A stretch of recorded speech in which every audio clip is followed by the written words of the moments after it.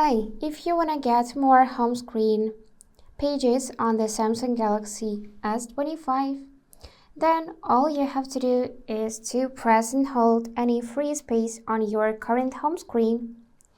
And now swipe the pages left and then simply tap on the plus and choose the amount of pages you want to add.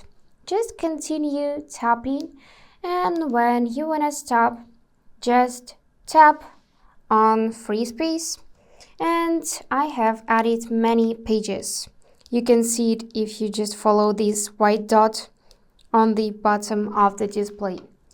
If you want to delete them, then press and hold the screen again and choose this recycle bin to delete every not needed page. And that's it for today. If you found this video helpful, please subscribe, like, and comment.